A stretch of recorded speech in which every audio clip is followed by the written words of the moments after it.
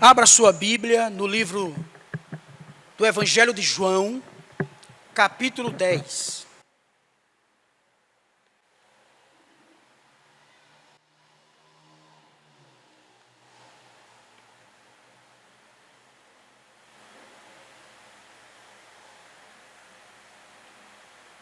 Nós vamos meditar hoje dos versos 1 ao verso de número 18, tá bom? Irmãos, certa vez eu tive uma experiência marcante na minha vida, quando eu comecei a fazer minhas primeiras viagens como pastor, participando de conferência. E aí eu fui a Brasília pela primeira vez. E chegando em Brasília de madrugada, eu tinha que pegar um ônibus para uma outra cidade em uma rodoviária. Eu ia participar ali de um congresso. E naquele tempo, irmãos, eu não tinha em mãos a tecnologia que nós temos hoje. GPS, esses aplicativos, né? Que falam o caminho, só você colocar ali o nome já diz tudo. Eu não tinha isso. E quando eu cheguei ali no aeroporto de Brasília de madrugada, eu me senti assim, irmãos, perdido. E o desespero baixou em mim. Eu digo, para onde eu vou agora? Em que direção? Era tanta gente para lá e para cá, quem buscar? Mas aí, meus irmãos, a situação foi ficando cada vez mais desesperadora. E eu tive que me virar para encontrar o caminho. E a sensação, irmãos, de estar perdido, sem uma direção clara, é algo que não somente eu, mas eu tenho certeza que você também já sentiu em algum momento da sua vida, e foi algo assim desesperador. Imagine, irmãos, um mundo onde todos os dias a pessoa se sente perdido, se sente sem direção, ansiando por algo que traga paz e segurança. Talvez em meio a tantas escolhas, irmãos, e a tantas incertezas, nós venhamos nos sentir como se estivesse seguindo por um caminho sem saber para onde ele realmente leva. E quando nós lemos esse texto de João, capítulo 10, nós vamos descobrir, irmãos, o que significa, obrigado, Dário, o que significa ter Jesus como o bom pastor das ovelhas. E como ele, sendo esse bom pastor, ele pode nos guiar nos momentos mais difíceis da nossa jornada, irmãos. Eu gostaria de ler com vocês apenas os versos 14 e o 15, que diz assim: Eu sou o bom pastor. Conheço as minhas ovelhas e elas me conhecem, assim como o Pai me conhece e eu conheço o Pai e dou a minha vida pelas ovelhas. Irmãos, nós não vamos mais orar, porque já oramos com as crianças. Pedimos a bênção de Deus para as nossas vidas. Então não há necessidade de nós fazermos mais uma oração, tá bom? Para que você não venha achar estranho, dizendo assim, oxe, o pastor não orou. Oramos com elas aqui. Elas fazem parte do culto. Elas fazem parte do nosso meio. Irmãos, nós estamos aqui diante de uma das imagens mais conhecidas e mais ricas das Escrituras. Jesus como o bom pastor. Mas para que a gente possa entender esse texto, de uma forma clara e objetiva, nós precisamos olhar para o seu contexto. E o contexto deste texto está justamente no capítulo 9 de João. Nós vamos encontrar ali no capítulo 9 de João uma cena impressionante, que é a cura de um cego de nascença. Lembra dessa história? Que Jesus passa saliva, no barro ali, e passa nos olhos daquele cego de nascença, e aquele cego, ele recebe este milagre. Mas o interessante, irmãos, é que esse milagre não apenas vai revelar o poder de Jesus, mas também vai expor a liderança espiritual falha dos fariseus. É nesta cena que vai ser revelado a má liderança dos fariseus. Porque o cego que foi curado, ele se recusa a seguir os fariseus, preferindo conhecer a autoridade de Jesus. E assim, irmãos, o fracasso daquela liderança religiosa, ela fica evidente e ela vai servir justamente como um pano de fundo para as palavras fortes do nosso Senhor Jesus, pronunciadas em João capítulo 10. Quando você entende o capítulo 9, você vai ver a força das palavras de Jesus nesse texto de João 10. Embora, quando a gente recorre aos estudiosos, aos intérpretes, alguns deles apontam que pode ter havido um intervalo de meses entre o capítulo 9 e o capítulo 10. O que o apóstolo João quer que venhamos perceber que há justamente uma unidade literária nessas duas sessões. Não é que João, ele termina ali, passa-se meses e Jesus chega e fala aquelas palavras em João 10. Não, é uma sequência, irmãos. O interessante é que estas palavras de Jesus no capítulo 10, elas não estão desconectadas. Há uma conexão, uma conexão direta, contínua, irmãos, que é representada na história do cego de nascença. Além disso, é importante também sabermos que essa alegoria do bom pastor ecoa uma imagem de uma promessa. Que promessa é essa? É aquela promessa que nós encontramos lá em Ezequiel, capítulo 34, verso 23. Aqui é o cumprimento da promessa dita lá em Ezequiel, onde Deus diz: porei sobre elas um só pastor, e eles as apacentará, o meu servo Davi. Ele as apacentará e será o seu pastor. Ou seja, o que vemos aqui, irmãos, não é apenas uma denúncia dos falsos religiosos, da liderança dos falsos religiosos, mas o que vemos aqui é um cumprimento da profecia messiânica. E no Antigo Testamento, irmãos, nós vemos ali Deus sendo o pastor de Israel, como também outros personagens do Antigo Testamento. Exemplo, Moisés, Davi, eles eram pastores. Os reis ímpios de Israel eram também chamados de falsos pastores. O pastoreio, irmãos, tornou-se uma imagem muito útil para explicar a liderança espiritual e a prática entre o povo de Deus. Então, diante dessa crítica de Jesus, surge a pergunta essencial, irmãos, que precisamos fazer.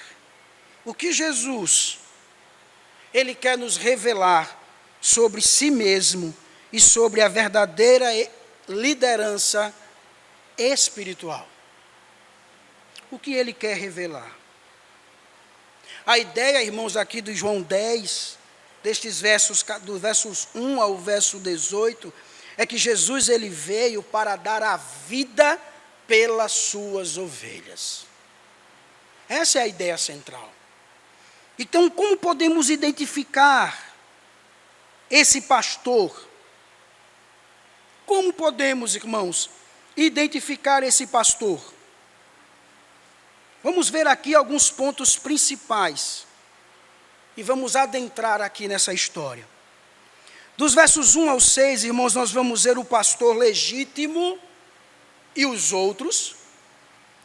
Do verso de número 7 ao verso de número 10, nós vamos ver Jesus à porta. E dos versos 11 ao verso 18, Jesus, o bom pastor.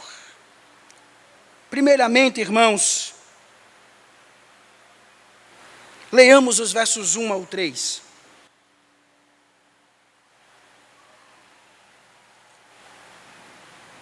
Em verdade,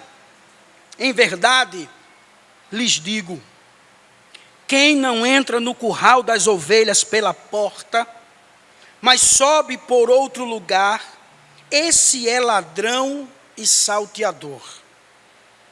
Aquele, porém, que entra pela porta, esse é o pastor das ovelhas.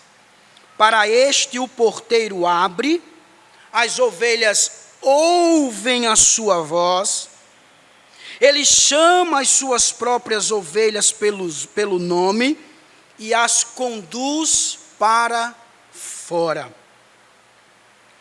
Algumas primeiras observações importantes que precisamos fazer aqui. Quando Jesus, ele diz assim, em verdade, uma outra versão traz, eu lhes asseguro, não sei se é essa a sua versão, mas em uma outra diz, eu lhe asseguro. O que Jesus está querendo dizer é que os seus ouvintes, os discípulos, os fariseus que estavam ali à sua volta, venham prestar muita atenção. Basicamente, Jesus está dizendo, prestem muita atenção, ou tenham certeza disso. Tenham certeza disso. Então, a primeira observação que precisamos fazer aqui é esta. É que Jesus, ele está chamando a atenção dos seus ouvintes. Preste atenção. Tenham certeza disso. Uma outra observação, irmãos, é sobre o curral, ou aprisco. Isso aqui era um espaço que era aberto, era um espaço cercado por muros de pedras, com uma única entrada. Uma única entrada, uma porta. Essa porta ela era pesada e ela era guardada por um porteiro. O ladrão que rouba de forma sorrateira e o salteador que rouba, mas usa com violência. Ele rouba, mas ele é violento. Jesus disse que jamais estes entrariam pela porta. Jamais. Eles sempre tentariam pular por outro lugar, mas por aquela porta, eles jamais iriam entrar. Então, o ponto central aqui é que os verdadeiros pastores, eles não precisam nem escalar muros ou encontrar caminhos escondidos para entrar neste aprisco. Não precisam. Só que aí, irmãos, quando a gente volta ao capítulo 9, especificamente no verso de número 34, você pode ler aí na sua Bíblia, nós vemos que o homem cego, que acabara de ser curado por Jesus, ele foi expulso da sinagoga. Expulsaram este cego da sinagoga. Por quê? Porque aqueles fariseus ali, eles eram pastores ilegítimos.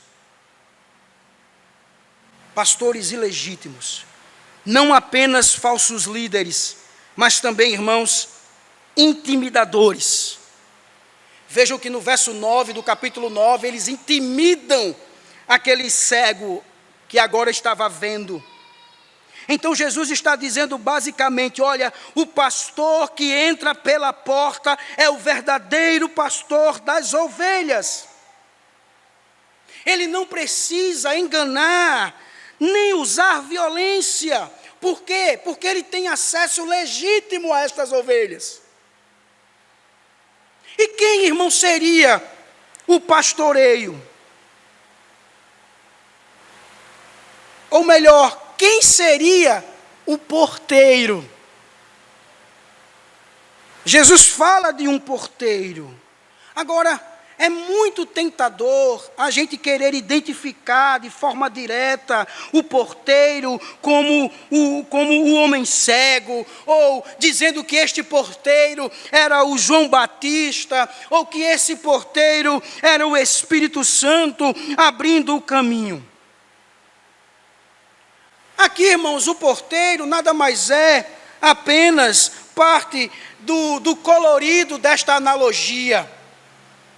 Apenas para que eles viessem entender, tornando assim essa ilustração de Jesus mais viva, mais significativa. E aí, meus irmãos, o essencial é que, e o mais importante sobre o porteiro, é que o porteiro reconhece quem é o verdadeiro pastor e permite a sua entrada. Agora vejamos os versos de número 4 e 6. Observem comigo. Jesus, após falar sobre esse pastor, como ele entra, o que os falsos pastores eles fazem, quem eles são, Jesus chega no verso 4 e ao verso 6 dizendo, depois de levar para fora todas as que lhe pertencem, vai na frente delas. E elas o seguem, porque reconhecem a voz dele. Mas de modo nenhum seguirão o estranho. Pelo contrário, fugirão dele, porque não conhecem a voz dos estranhos.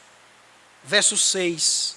Jesus fez esta comparação, mas eles não compreenderam o sentido daquilo que ele falava.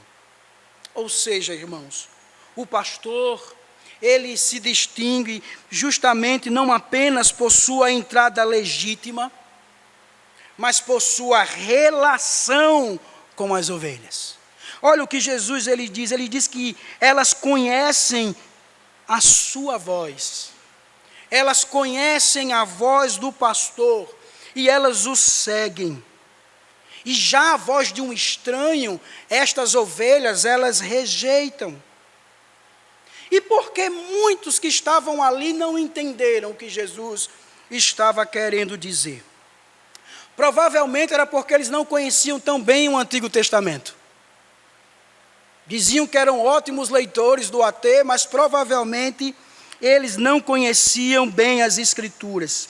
Porque se eles tivessem um bom conhecimento, irmãos, das Escrituras, eles teriam percebido o que Jesus ele estava falando e que o que estava ecoando temas muito conhecidos do Antigo Testamento, como, por exemplo, o Salmo que nós lemos aqui no início do culto, o Salmo 23.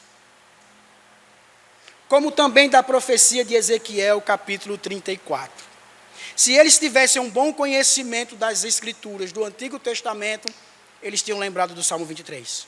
Eles tinham lembrado do texto de Ezequiel, capítulo 34, onde Deus ali faz uma denúncia aos maus pastores de Israel e promete enviar um único pastor para cuidar do seu rebanho. Irmãos, agora que nós compreendemos o que Jesus ele está ensinando sobre o verdadeiro pastor e as ovelhas que o seguem, É essencial que você e eu venhamos a refletir sobre como essa verdade ela pode ser aplicada na nossa vida, na nossa caminhada com Jesus, como também o nosso envolvimento na igreja hoje. Eu queria que a gente pudesse considerar algumas implicações e como nós podemos viver de forma fiel ao nosso pastor Jesus Cristo. Primeira delas, irmãos, nos nossos dias, lendo essa porção, o que precisamos entender é que nem todo líder religioso é o verdadeiro pastor. Nem todo. Nem todo. Hoje, como nos tempos de Jesus, há muitos salteadores. Muitos. Líderes que se aproximam do povo não para cuidar, mas se aproximam do povo para explorar, para intimidar, para manipular. Por isso que o povo de Deus precisa aprender a reconhecer quem entra pela porta. Quem é que está entrando pela porta, ou seja, quem tem chamado legítimo e quem age com fidelidade às Escrituras, e não seguir, irmãos, qualquer voz, só porque é uma voz agradável. Só porque está dizendo, meu lindo, minha linda.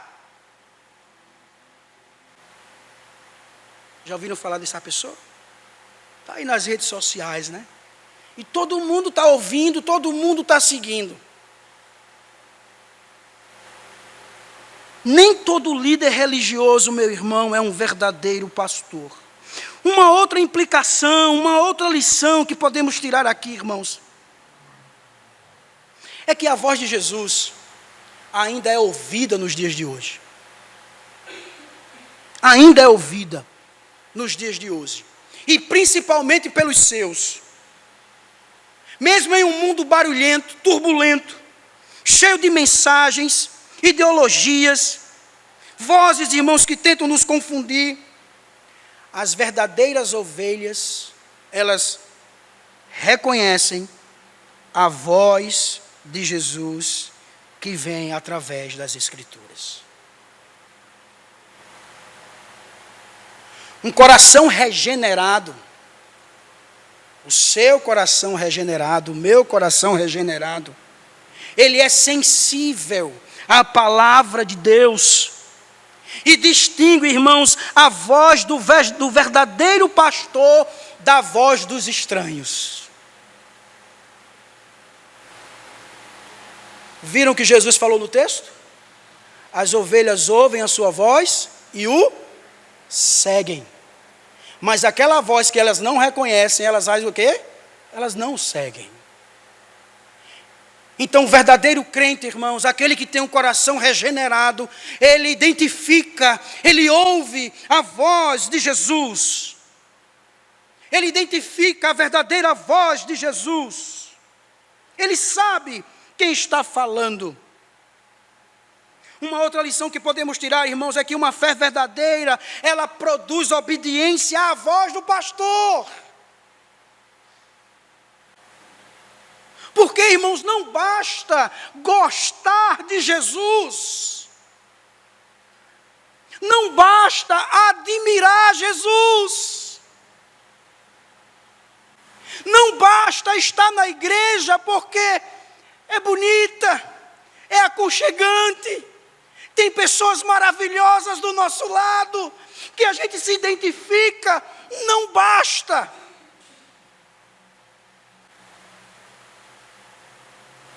As verdadeiras ovelhas, irmãos, elas seguem a Jesus. Elas obedecem a Jesus. Porque isso, irmãos, envolve ouvir, envolve confiar. Hoje, nós somos chamados, irmãos, a demonstrar a nossa fé com uma vida de submissão à vontade do Senhor Jesus, que está revelada aqui em sua palavra. Nós fomos chamados para isto. Por isso que uma fé verdadeira, ela produz uma obediência a esta voz, que ele identifica que é a voz de Jesus. E ele segue. E ele vai.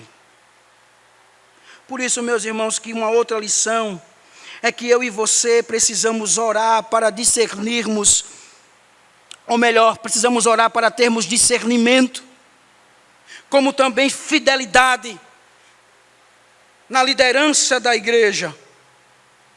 Porque assim como Jesus ele confrontou os líderes ilegítimos de seu tempo, nós também devemos orar para que Deus levante, para que Deus preserve, para que Deus sustente pastores e líderes fiéis a seu rebanho. Nós precisamos orar por isso, pedindo a Deus por discernimento, por fidelidade da liderança.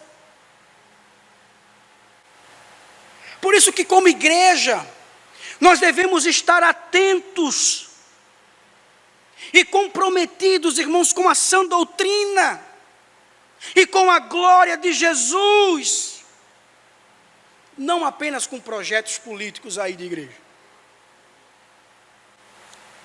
Não.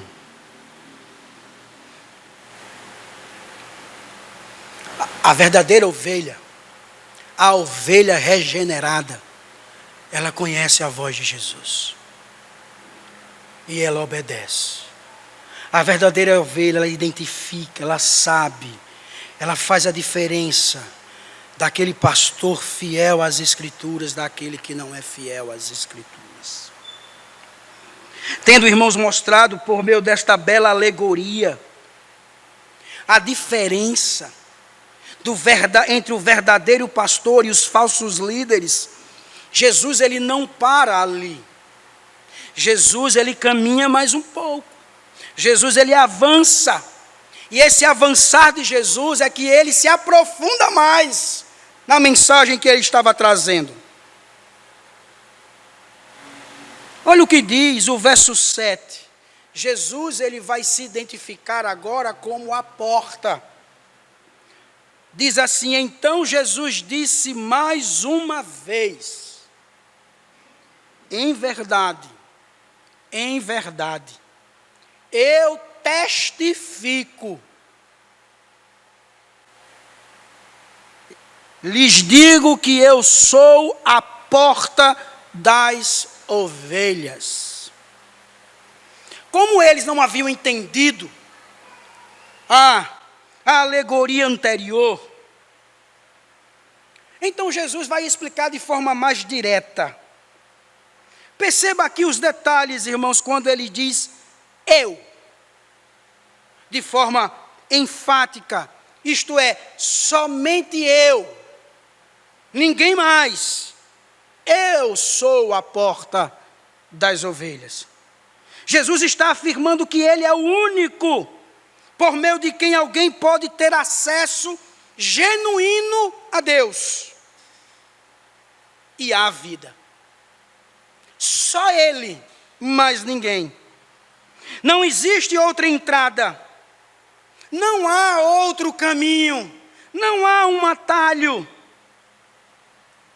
É o que ele aqui, irmãos, também declara em João capítulo 14, verso 6. Eu sou o caminho, lembram lá? Eu sou a verdade, eu sou a vida.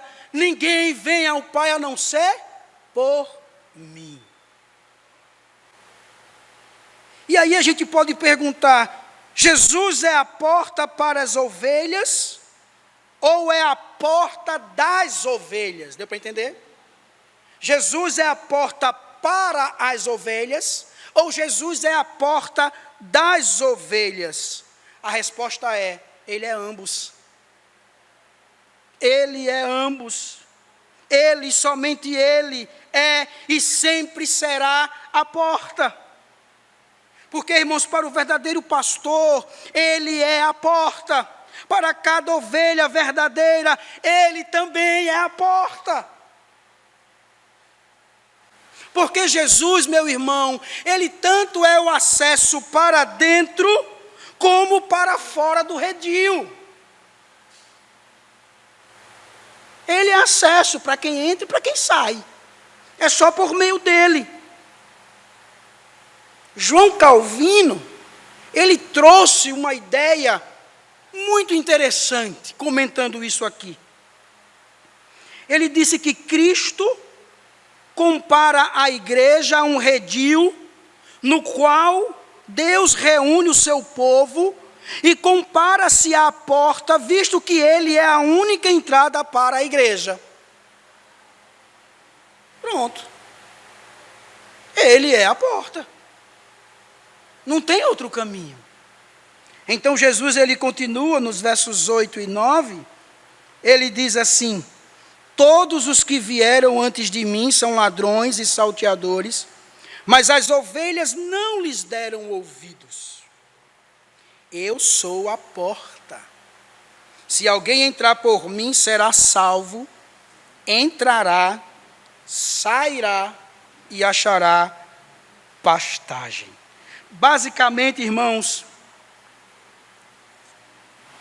Jesus, ele interpreta o que ele havia dito nos versos 1 e 2.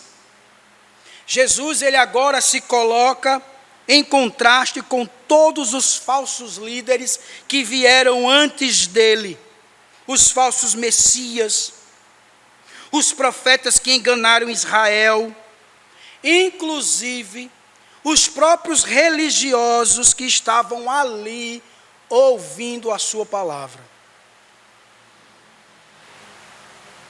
Esses também.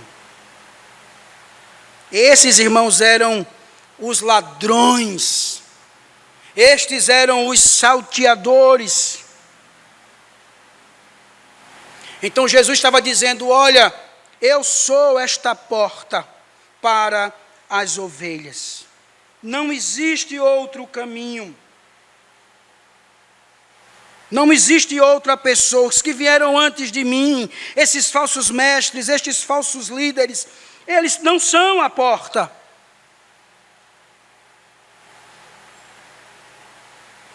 Jesus, irmãos, é interessante porque ele disse assim: se alguém entrar por mim, ou seja, reforçando mais e mais que não existe outro caminho. Porque somente Jesus, irmãos, é que pode conceder vida àquele que entra por essa porta. E não é apenas qualquer vida, é a vida eterna. Porque estas ovelhas que entram por essas portas, o que é que elas irão encontrar? Jesus diz: elas irão encontrar pastagens, pastagens seguras, campos verdejantes. E elas, dentro destas pastagens e destes campos verdejantes, elas não estarão ali sozinhas, porque o pastor estará ali com elas. A verdadeira liderança amorosa de Jesus estará ali. Por isso que quando nós chegamos no verso 10, Jesus, ele traz uma declaração, ele diz: olha, o ladrão, ele vem somente para roubar, matar e destruir. Eu vim para que tenham vida e tenham em abundância. Como nós vimos, o ladrão representa os fariseus, representa os líderes religiosos, os falsos pastores. Eles vinham apenas para roubar, para matar, para destruir. E isso fica muito claro quando a gente lê, por exemplo, Mateus capítulo 23, dos versos 1 ao 33, onde Jesus ali, ele vai denunciar como esses líderes espirituais estavam sufocando e destruindo o povo. E em contraste direto, irmãos, Jesus, ele vai se apresentar como aquele que traz vida, vida plena, vida abundante, vida transbordante.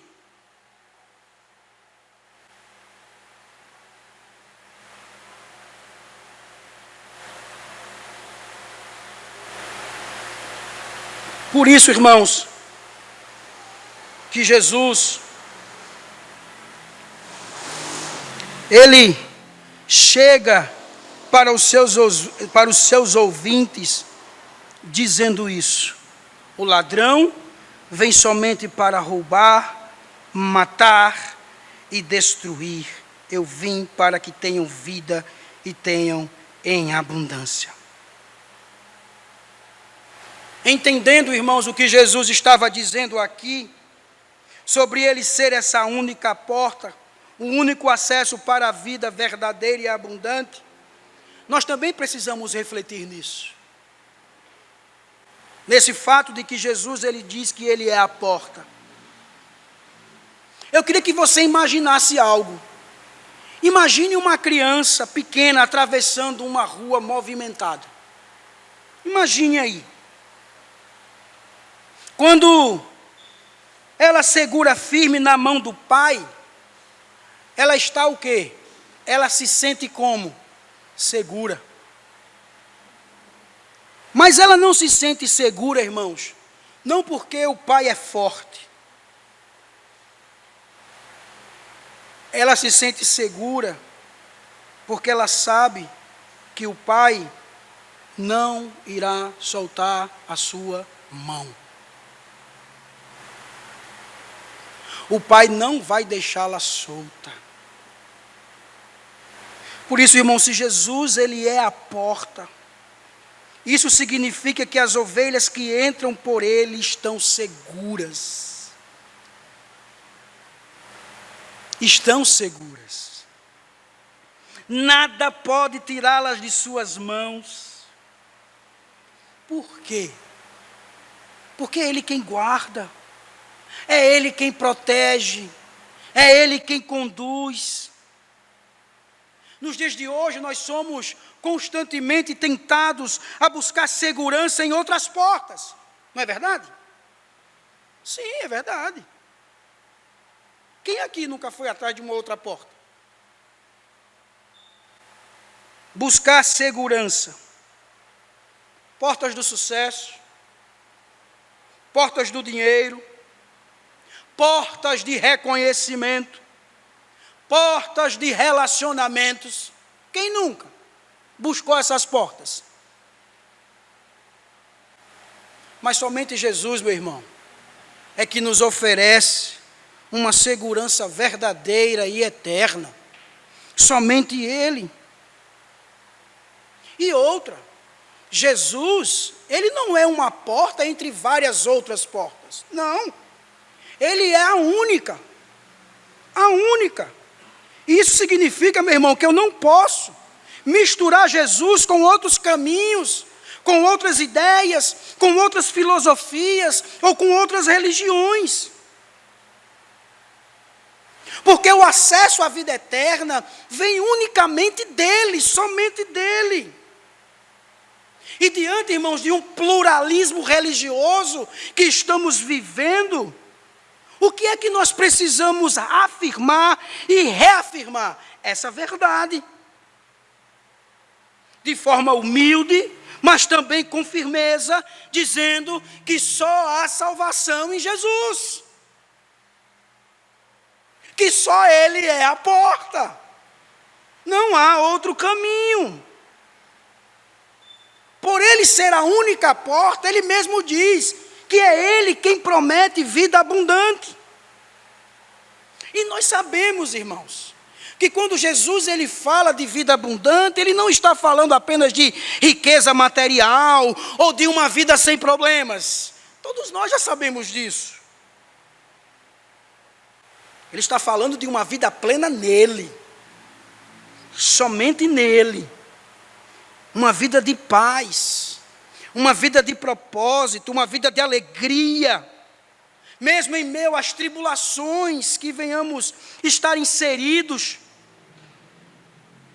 Quantas vezes nós temos confundido abundância com prosperidade terrena? Quantas vezes? Não é? A verdadeira abundância, meu irmão, é ter comunhão com Deus, é estar com Ele, é lendo a sua palavra, é conversando com Ele por meio da oração. Muitos estão buscando alívio emocional em atalhos, distrações, vícios, autoajuda, excessos. Só Jesus é o caminho para uma vida abundante. Não tem outro. Não há outro caminho. Você tem buscado descanso e cura para a sua alma? Entre pela porta de Jesus. Por meio da comunhão. Não procure outros caminhos. Porque estes caminhos, meu irmão, no final, se tornam um caminho vazio, sem sentido, sem preenchimento, e você continua com um coração vazio. Então não procure, porque Jesus disse que suas ovelhas não ouvem a voz dos estranhos. Porque no mundo de hoje, meu irmão, muitas vozes tentam nos afastar do bom pastor. Muitas mesmo. Promessas falsas, ideologias, entretenimento vazio, mensagens até mesmo vindas de púlpitos distorcidos, coaching. Precisamos discernir, irmãos, e seguir apenas a voz do nosso pastor. E isso só será feito quando passarmos a conhecer bem a sua palavra e estar bem em comunhão com Ele. Comunhão com Ele, irmãos, não é uma vida perfeita.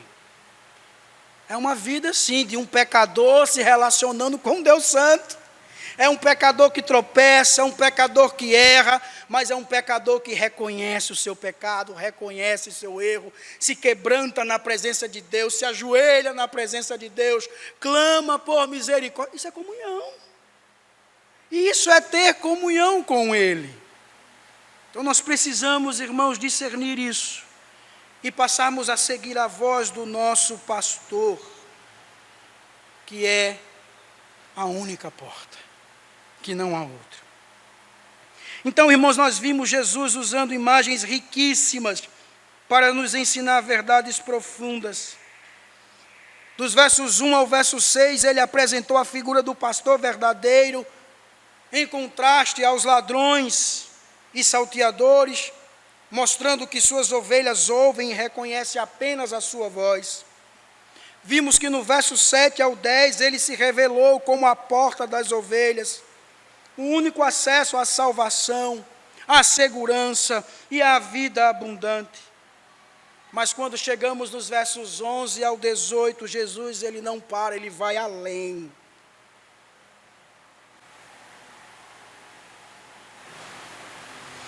Ele não é apenas a porta. Ele não é apenas o pastor. Jesus, ele é o bom pastor. Ele é o bom pastor. No verso 11 ele diz: eu sou. Ego emi, no grego. Eu sou o bom pastor. O bom pastor dá a vida pelas ovelhas. Eu queria começar com essa frase de Jesus aqui. Porque, irmão, Jesus, ele não está apenas dizendo que ele é o pastor. É importante isso, irmãos. Entendermos que ele está afirmando que é o bom pastor. No grego, irmãos, esta palavra usada aqui, que significa bom, no sentido moral ou de caráter, não é apenas bom, mas é algo que tem um sentido moral, que tem um sentido de caráter. Jesus, em vez disso, ele está usando uma outra palavra para bom, que significa algo muito mais profundo, que é justamente belo, excelente e ideal. Não é apenas bom no sentido moral, não é apenas bom no sentido de caráter, mas é, irmãos, bom no sentido completo, em qualidade e em ação. Ele é bom, ou seja, Jesus, ele não é bom apenas porque ele faz boas ações. Ele é o modelo perfeito, ele é aquele que representa o ideal de pastor, tanto no caráter quanto na sua obra, irmãos. Há algo muito interessante aqui também no jeito como Jesus, ele constrói essa frase. Vejam que ele diz o bom pastor. Ou seja, ele não está dizendo, olha, eu não ajo como um bom pastor. Não. Ele está dizendo, eu sou. Eu me identifico plenamente com o bom pastor. Ele está dizendo, eu sou aquele que vocês sempre esperaram, aquele verdadeiro, aquele único, aquele completo. Irmão, Jesus está dizendo que ele é aquele que apareceu lá a Moisés, na sarça ardente, dizendo, quando Moisés perguntou, o que é que eu vou dizer ao povo? Deus disse, diga lá que eu sou. Jesus está dizendo isso aqui, eu sou este bom pastor. Jesus está fazendo, irmãos, uma conexão direta com o que ele já havia dito nos versos 2 a 4, onde ele falou do pastoreio verdadeiro, aquele que as ovelhas conhecem e ouvem. Vejam que Jesus também, ele diz, dou a minha vida pelas ovelhas. Ele não está falando apenas de uma atitude heróica, uma atitude de risco, mas é de uma entrega completa, irmãos, de sua vida. Não apenas no sentido biológico, mas no sentido substitutivo, em nosso lugar. Jesus não morreu por um motivo genérico, mas ele morreu para substituir as ovelhas, tomando o castigo que elas mereciam.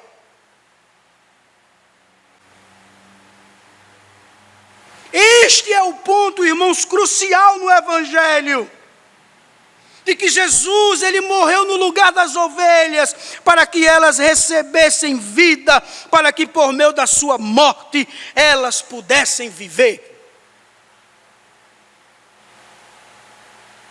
Quais as diferenças, então, de Jesus, o bom pastor, de um pastor comum?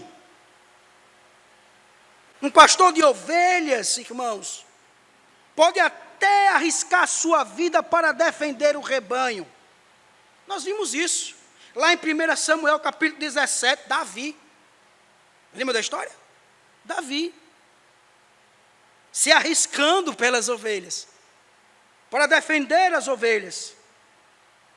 Mas ele nunca dá sua vida, irmãos, de forma substitutiva, como Jesus fez. Jamais. Ele não sacrifica a sua vida no lugar das ovelhas para garantir a sua salvação. Jamais. Só Jesus. Estão entendendo quando Jesus diz, eu sou o bom pastor? Estão entendendo quando Jesus diz, eu dou a minha vida pelas ovelhas?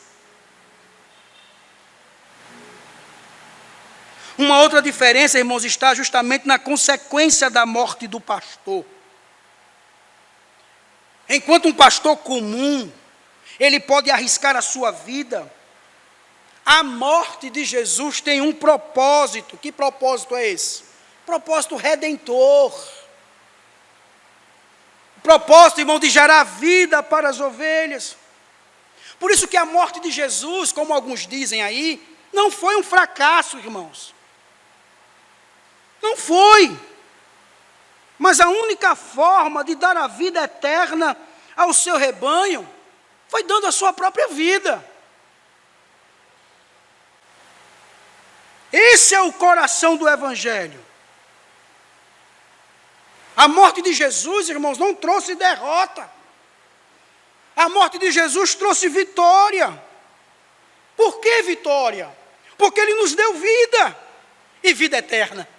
Não qualquer vida, mas a vida eterna. E o interessante, irmãos, nessa porção, nesse verso de número 7, é que Jesus, Ele dá a vida pelas ovelhas, e só pelas ovelhas. Somente por elas o pastor dá a sua vida. O sentido da expiação está limitado somente para aqueles que Deus escolheu. Somente para estes. Jesus morre por aqueles que o Pai lhe tinha dado. Jesus morre pelos filhos de Deus. Jesus morre pelos verdadeiros crentes. E quando Jesus diz isso, irmãos, dizendo que Ele era o bom pastor e que dava a sua vida pelas ovelhas, Ele continua nos versos 12 e 13 dizendo: olha, o mercenário, que não é pastor, a quem não pertencem as ovelhas, vê o lobo chegando, abandona as ovelhas e foge. Então o lobo as arrebata e dispersa. O mercenário foge, porque é mercenário, e não se importa com as ovelhas.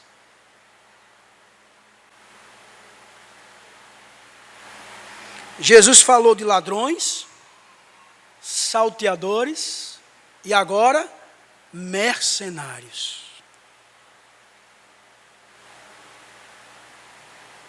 Irmãos, é muito maravilhoso ouvirmos isso aqui, porque a gente percebe que Jesus começa a deixar claro o que estabelece como este bom pastor Ele é. É aquele que dá a vida pelas ovelhas, no verso 11. No verso 15, é aquele que dá a sua vida pelas ovelhas. No verso 17, é aquele que dá a vida pelas ovelhas. No verso 18, Jesus diz que dá a sua vida pelas ovelhas. Vejam que Jesus está dizendo constantemente que Ele, é somente Ele, que dá a vida pelas suas ovelhas. Só Ele, meu irmão, que coloca o seu corpo em risco para proteger as ovelhas do lobo. Só Ele que está disposto a arriscar a sua vida. Porque João vai nos mostrar isso mais tarde. Realmente sacrifica a sua vida para salvar as suas ovelhas. Ele não é um estranho que não conhece as ovelhas. Ele não é um ladrão que busca apoderar-se das ovelhas de uma forma ilícita. E nem tampouco, meu irmão, Jesus, Ele é um mercenário que não tem consideração nenhuma pelas suas ovelhas. E nem tampouco ainda trabalha apenas para ganhar o pagamento. Jesus não é esse pastor. Ele é diferente de todos eles.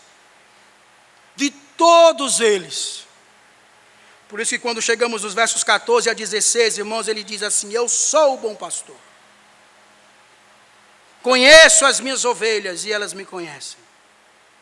Assim como o Pai me conhece e eu conheço o Pai e dou a minha vida pelas ovelhas.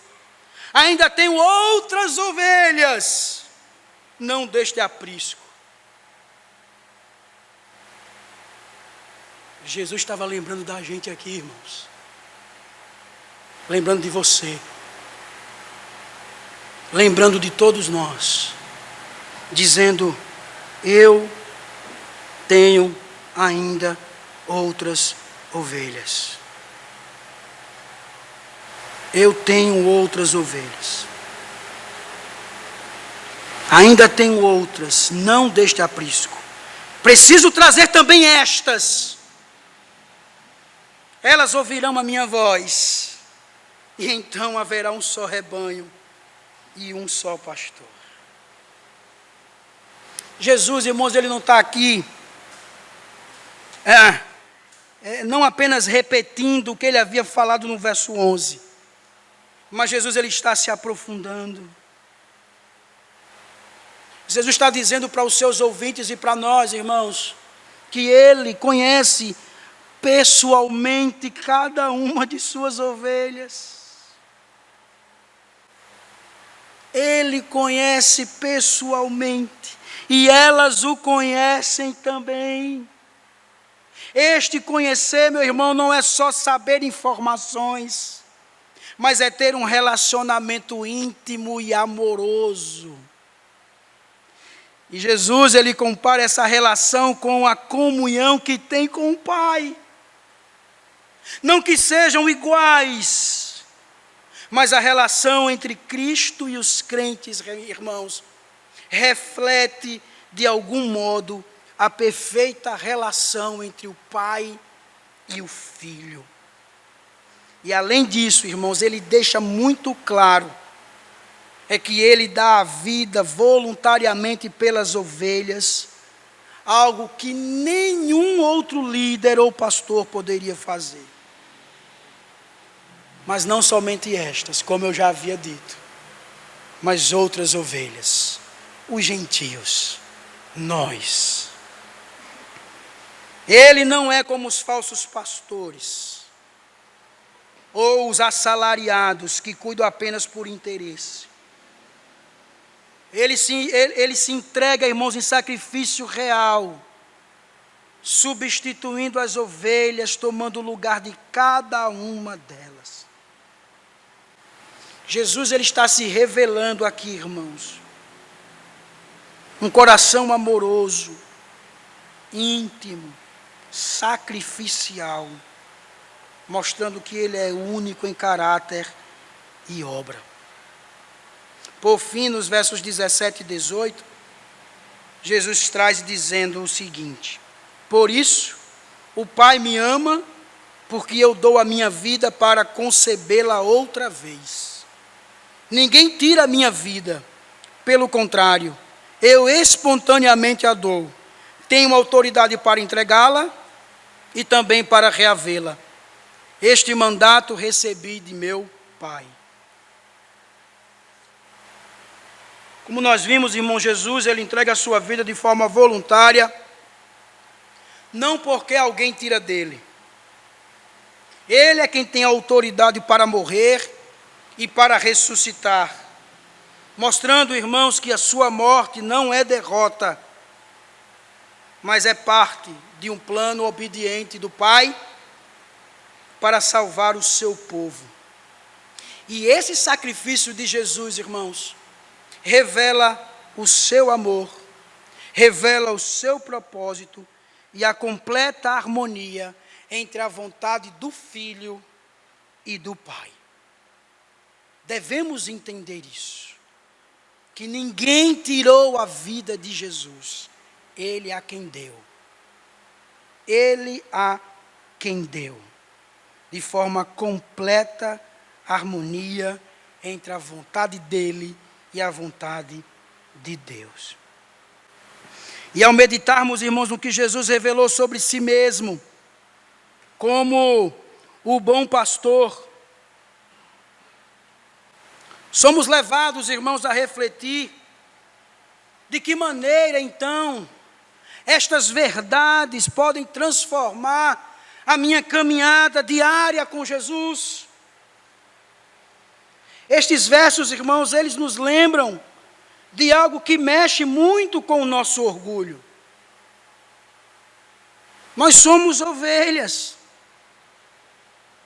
frágeis, dependentes, propensas a se perder, incapazes de encontrar o caminho sozinhas.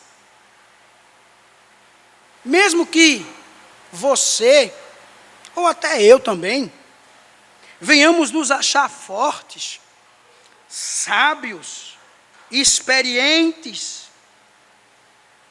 Nós, irmãos, diante de Deus, continuamos sendo uma ovelha que precisa ser guiada. Sempre é assim. Sempre. Por isso, meu amado, confie e dependa de Jesus todos os dias. Diga para Jesus todos os dias: eu dependo de ti, Senhor. Você pode ter lido trocentos livros teológicos.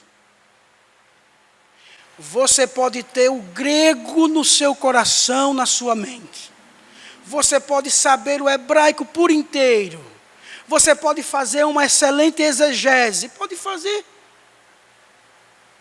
Você continua sendo ovelha, dependente de Jesus. E se coloque como ovelha diante dele. E sempre diga a ele: eu dependo de ti, Senhor. Eu dependo de ti somente. Mas isso, irmãos, não apenas em momentos de crise, mas sempre. Não em momentos de dificuldade, mas sempre. Ouça a palavra do Senhor. Busque a direção de Deus em oração. Siga os passos de Jesus em obediência. É isso que Deus quer, meu irmão. E aí eu pergunto: você tem vivido como ovelha que ouve a voz do pastor? Ou tem caminhado confiando apenas em si mesmo? Descanse, meu irmão, na obra completa de Jesus. Porque Ele não apenas morreu por nós, mas Ele ressuscitou em poder. Ele vive, Ele reina. A nossa salvação, irmãos, somos lembrados que não depende de nosso esforço, mas o sacrifício perfeito de Cristo. Ah, pastor, já sei disso. Mas Deus está falando com a gente hoje porque a gente esquece. Ele é o nosso sacrifício, irmãos, perfeito. Eu não posso depender de mim, somente dele. Porque estamos vivendo em um momento, irmãos, onde somos tentados a aceitar o fato de merecer. Porque o merecimento gera liberdade. Merecimento liberta. Mas isso não pode estar no nosso coração. Nós não merecemos nada. Nada, nem estar aqui nós merecemos. Nem ouvir a sua palavra. Nem entrar no lugar santo dos santos. Nós não merecemos estar aqui, irmãos. O que nós merecemos é o inferno. É o que merecemos. Mas Deus, pela sua graça e amor, nos deu vida. Nos libertou da escravidão do pecado. Ele veio, morreu e ressuscitou, nos trazendo esta liberdade. Por isso que nós devemos servir aos outros, lembrando que somos também ovelha. Porque Jesus, irmãos, além de ser o bom pastor, Ele é também o nosso modelo. Modelo, irmãos, para que venhamos ter um papel de liderança bíblica. Que sejamos, irmãos, líderes de ministérios bíblicos. Que sejamos pais e mães bíblicos. Ou qualquer um que cuide do outro, devemos cuidar de forma bíblica. Se você pastoreia alguém, meu irmão, a sua vocação é de sacrifício, não de poder. Porque nós só poderemos ser um bom líder, ou você só poderá ser um bom líder, se lembrar antes de tudo que você mesmo é uma ovelha, que depende de Jesus, somente dele. E assim, meu irmão, como o pai e o filho têm comunhão perfeita, nós somos também chamados a uma relação viva e íntima com Jesus. E isso, irmão, significa hoje buscar novamente, uma vida de oração, uma vida de leitura da palavra e uma vida de obediência. Não apenas religiosidade vazia, mas uma vida de oração, uma vida de leitura da palavra e uma vida de obediência. Perceberam que Jesus fala isso nos 3 pontos? Oração, leitura da palavra e vida de obediência. Só isso. Somente isso. Meus irmãos, naquela noite em Brasília, depois de tanto esforço e ansiedade, graças a Deus eu encontrei o caminho. E encontrei o caminho certo. Consegui pegar o ônibus, com o auxílio do Senhor, com a orientação dele, como também de alguns que estavam ali, eu consegui chegar ao meu destino. E o interessante, irmãos, é que a sensação de se estar perdido e sem rumo foi substituída por um alívio, irmãos, assim profundo. Um alívio, irmãos, maravilhoso. Um alívio imenso. Porque mesmo em meio às incertezas ou aquela incerteza, eu havia encontrado a direção certa. De forma semelhante, irmãos, é na vida cristã. Porque mesmo em nossos momentos de confusão, de ansiedade, de desorientação, o que precisamos entender, e que eu quero que você entenda isso, e que você saia daqui sabendo disso, é que nós temos um pastor fiel, o bom pastor fiel e presente, que nos guia com amor e cuidado. Saia daqui, meu irmão, sabendo que este bom pastor conhece suas ovelhas. Sabe para onde levar cada ovelha. E que nunca abandona as suas ovelhas, mesmo quando venhamos nos sentir perdidos. Jesus, irmãos, não nos deixa caminhar sozinhos. Ele não nos deixa.